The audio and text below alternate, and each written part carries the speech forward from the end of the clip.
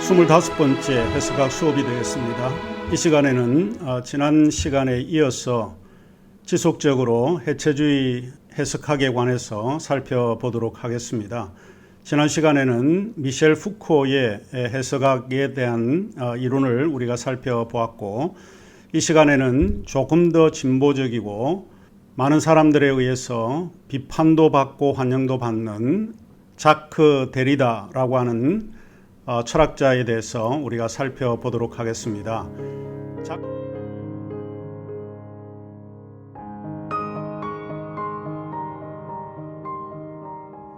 자크 데리다를 떠올리게 되면 해체주의를 떠올리게 됩니다. 요즘 많은 사람들이 해체주의라고 하는 말을 많이 사용을 하고 있는데, 그 말에 원래 사용했던 사람이 자크 데리다라고 볼 수 있습니다. 해체주의 그러면 곧 자크 데리다와 동일시하는 것은 당연하다라고 볼 수 있습니다. 자크 데리다는 우상 파괴주의자라고 하는 그런 별명을 얻습니다. 우상이라고 하는 것은 숭배의 대상인데 더 이상 우리에게 우상은 존재하지 않는다라고 생각을 한 사람이 데리다입니다. 우상은 그가 굉장히 복잡하고 어려운 말로 사용을 하고 있는데, 현전의 형이상학이다 이렇게 이야기를 합니다. 현전이라고 하는 것은 지금 표상적으로 나타나 있는 모든 탐구할 수 있는 그 대상, 실제 모습이 현전인데 그 현전의 형이상학자라고 우리가 이야기를 합니다. 그래서 우리가 우상을, 이 현전의 형이상학을 파괴해야 한다라고 생각을 한 거죠. 진리라고 하는 것은 그에게 있어서 존재하지 않는다라고 하는 것이고, 모든 것은 진리가 될 수 없는 이유는 언어에 의해서 새로운 의미가 파생되기 때문에 원의미라든지 보편적인 진리라고 하는 개념은 더 이상 존재하지 않는다라고 하는 생각을 가지고 있습니다. 이유는 간단합니다. 글쓰기라고 하는 것은 원래 자기가 경험을 했거나 있는 텍스트를 가지고 이해를 했다라고 해도 그것은 언어를 통해서 이해를 했기 때문에, 언어를 가지고 생각을 하고 이해하고 글을 쓰면 이전에 원래의 그 의미가 상실되어지고 없어진다. 이런 것을 일종의 해체다라고 이제 이야기를 합니다. 그러면 우선 자크 데리다가 누구인지 살펴보는 것이 좀 필요할 듯 합니다. 어느 누구도 부정할 수 없는 하나의 사실은 자크 데리다가 철학계와 문학 비평계에서 소위 해체라고 하는 바람을 일으킨 철학자라고 하는 것을 어느 누구도 부정할 수가 없을 것입니다. 알제리 수도 외곽에 있는 엘비아에서 출생을 했습니다. 원래 데리다는 유태계 중산층에서 성장을 했던 사람이긴 하지만 그는 소속의 어려움을 느끼고 있습니다.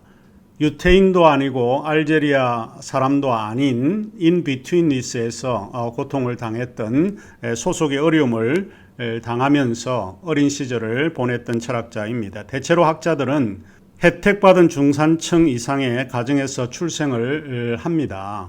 그래서 대체로 학자들은 학문적으로 어려움 없이 삶의 혜택을 누리면서 성장을 한 사람들이라고 볼 수 있는데, 데리다는 아마도 그 정반대의 삶이 아니었을까라고 하는 생각을 가지고 있습니다. 가장 중요한 게 그의 정체성 때문에 오는 어릴 때부터의 문제라고 볼 수 있습니다.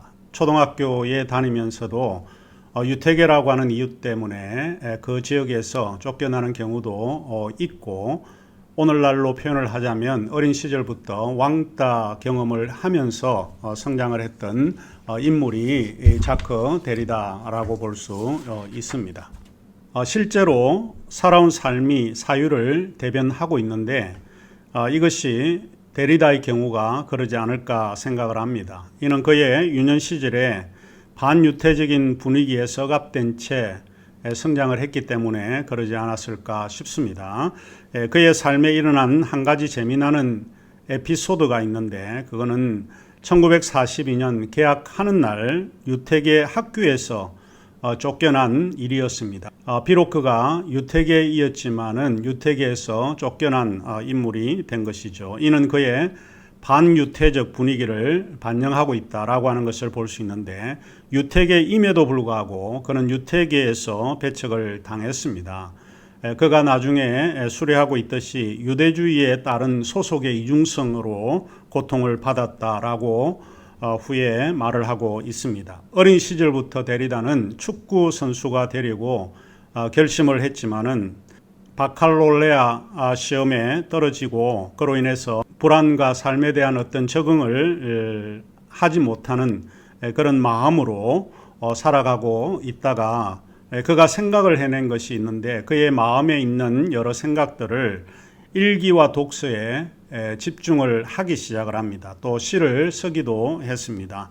이런 것들이 나중에 다 그의 책으로 출판이 되기도 합니다. 그는 특히 지드와 니체의 작품을 즐겨 읽었다고 합니다. 작품은 그 사람의 성격을 개조하고 형성하는 데에 영향을 미치고 있습니다. 작품은 그 사람의 성격을 많이 개조하는 그런 편인데, 아마도 그의 성격을 생각을 하면 지드와 니체의 영향이 컸다라고 하는 것을 부정하기가 어렵지 않을까 생각을 합니다. 데리다는 1949년 프랑스로 이주를 합니다. 이주를 해서 파리 고등 사범학교에서 수학을 하는데, 이 무렵에 그는 철학을 이제 공부하기로 결심을 하게 됩니다. 그래서 1951년 말에는 시험에 여러 차례 떨어지기는 하지만 고등사범학교에 겨우 입학을 하게 됩니다. 그는 알티세르라고 하는 분은 마르크스 사상의 구조주의적인 해석을 제시한 프랑스 철학자인데, 알티세르와 친구 관계를 맺게 되고 거의 20년간 친구 관계를 유지하게 됩니다. 그리고 푸코의 강의를 통해서, 데리다는 푸코의 제자로 간주되기도 하는데, 그를 통해서 그와 친분을 맺고 그의 사상적 맥락에 동조하게 됩니다. 데리다가 유명하게 된 하나의 사건이 있었는데, 그것이 1967년 이후 프랑스 철학 모임에서 하나의 주제를 가지고 발표를 했는데, 그 주제가 차연이라고 하는 개념을 가지고 주제 발표를 했습니다. 차연이라고 하는 새로운 신조를 만들게 되었는데, 프랑스 말로 디페랑스라고 하는 말입니다. 영어에는 디퍼런스라고 하는 말인데, 그 차연이라고 하는 신조가 지성인들의 사이에 상당히 흥미로운 그런 매력을 느끼게 했습니다. 이 강연으로 인해서 그가 나오는 모든 그 출판의 내용 가운데는 디페랑스라고 하는 개념이 빠지지 않게 등장을 하고 있습니다. 그의 유명한 책들 가운데는 그라마톨로지에 관해서라고 하는 책과 글쓰기와 차이라고 하는 것이 디페랑스라고 하는 의미가 들어가 있고요. 목소리와 현상, 이와 같은 작품들로 결실을 맺게 됩니다. 흔히 데리다의 해체주의를 응용 해체, applied deconstruction이라고 부르기도 합니다. 조금 변형이 되었다라고 이해를 하시면 될 것 같습니다. 한 가지 에피소드가 있는데, 그가 프랑스 철학회에 차연이라고 하는 디페랑스라고 하는 개념을 가지고 발표를 했는데, 집에 이제 돌아와 보니까 데리다의 어머니가 그렇게 이야기를 했다고 합니다. 너 오늘 주제 발표를 했는데 스펠링이 틀렸다라고 하는 말이 들리더라, 이렇게 이야기를 했다는 겁니다. 사실 데리다는 difference라고 할 때 E하고 A하고 E를 사용해야 될 거를 A로 사용을 한 겁니다. 의도적으로 그런 겁니다. 그러니까 이 소리를 들을 때는 동일한 음이지만, 그러나 글자를 보면 E와 A의 분명한 차이가 드러나게 했습니다. 그래서 이것은 그가 의도적으로 디페랑스라는 말을 A와 E를 바꾸어서 사용을 했다라고 볼 수 있습니다.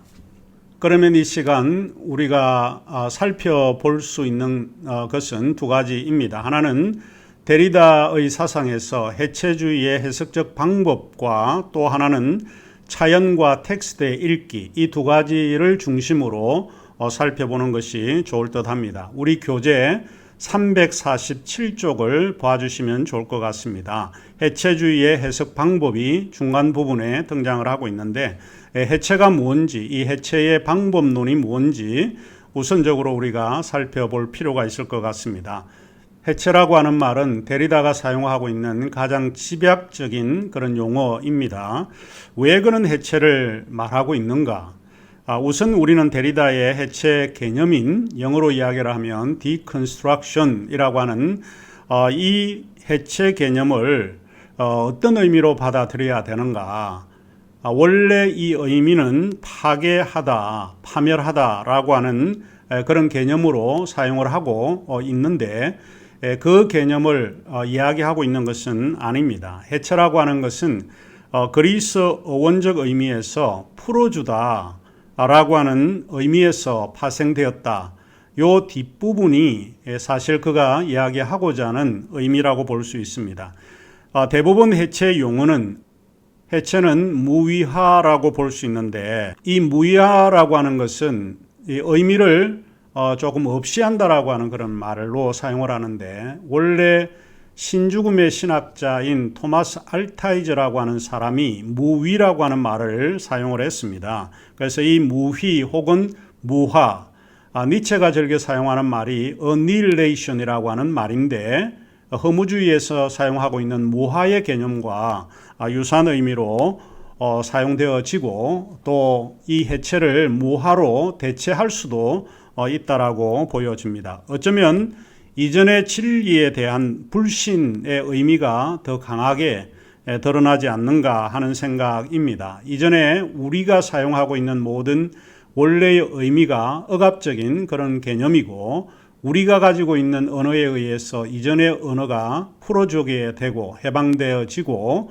새로운 의미가 파생되어진다라고 하는 의미에서 기존에 사용되었던 모든 의미를 불신하고 무화시키는 그런 작업이 일종의 해체 개념이다. 이렇게 정리를 하시면 좋을 것 같습니다.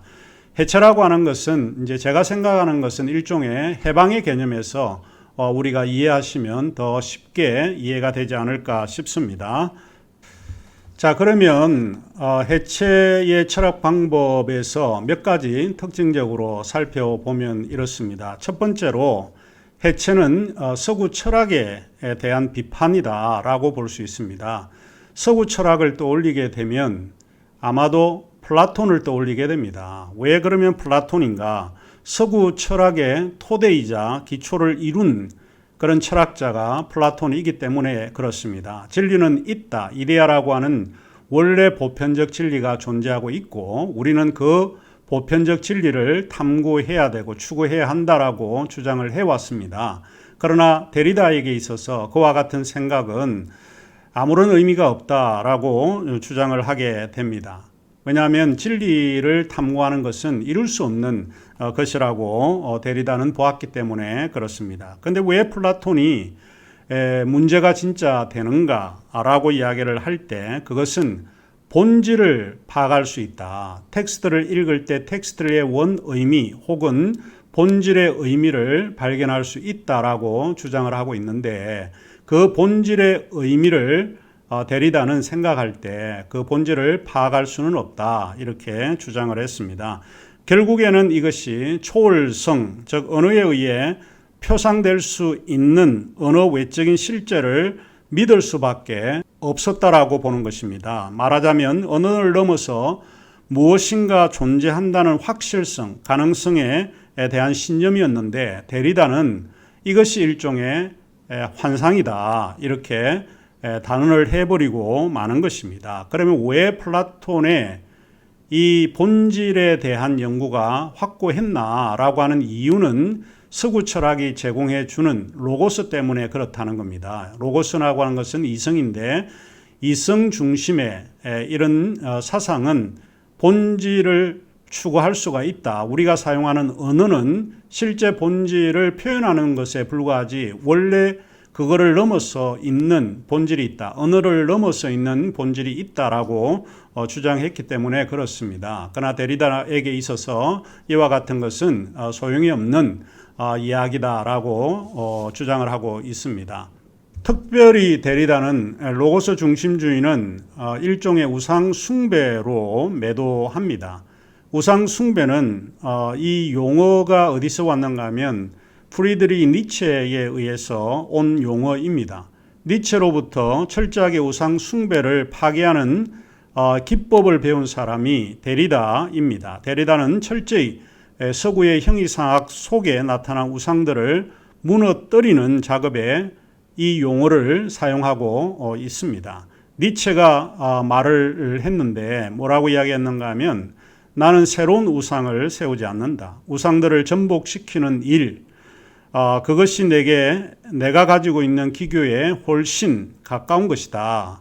그러니까 결국에는 망치를 가지고 기존의 형이상학에 대해서 붕괴시켜버리는 작업, 무너뜨리는 작업을 니체가 했는데 이 니체의 사상을 자크 데리다가 이어받았다라고 해도 틀린 이야기는 아닙니다. 우상 숭배는 플라톤이 언급한 이데아를 대신하는 개념입니다. 그래서 이데아 같은 이런 본질의 세계는 더 이상 존재하지 않는다. 오직 우리가 받아들이고 있는 것은 해석밖에 없고 언어에 의해서 새로운 이해만을 우리가 받아들이는 것이지 원래 본질을 파악할 수는 없다라고 하는 이야기입니다. 이런 점에서 데리다는 서구 철학의 전반에 대해서 비판을 하고 있습니다. 둘째로 해체는 저자의 의도에 대한 죽음을 선포하는 일입니다. 보통 텍스트 연구에 있어서 빠지지 않는 것이 있는데 저자의 의도를 파악하는 것입니다. 독자는 저자가 어떤 의미에서 이 용어를 사용하고 있고 어떤 본문에서 어떤 의미로 이야기를 하고 있는지 그거를 성실하게 따라가고 추구하는 일이 제일 중요하다라고 봤는데 데리다는 그렇게 할 수가 없다. 저자는 이미 글을 쓰고 난 이후에 다른 사람들이 저자가 쓴 글을 인용하거나 또 다른 의미로 해석을 하게 된다라고 보면 원래의 저자가 이야기했던 의미가 사라지고 만다라고 보는 것입니다.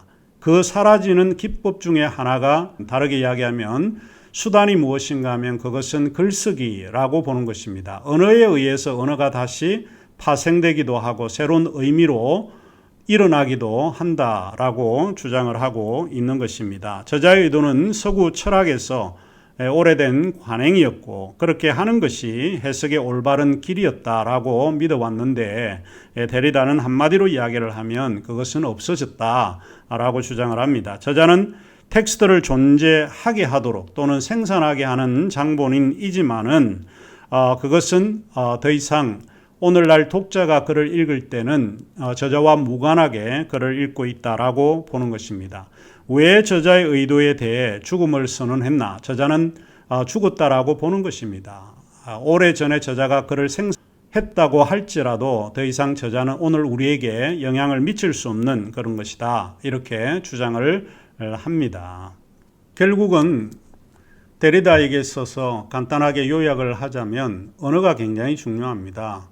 언어가 또 다른 언어를 이해하고 해석하고 파생시키고 새로운 관점과 의미를 만들어 내는 겁니다. 그래서 기존에 알고 있는 그런 의미 혹은 이해가 해방이 되어지고 풀어헤치게 되고 더 이상 기존의 원 의미가 사라지게 되고 새로운 의미만이 남게 된다라고 하는 것이 데리다가 주장하고자 하는 그런 내용입니다.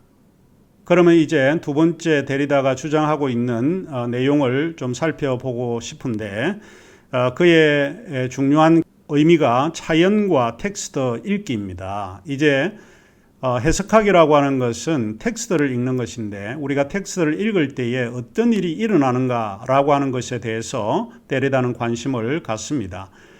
교과서 우리가 352쪽에 나오는 부분은 26번째 시간에서 살펴보도록 하겠습니다.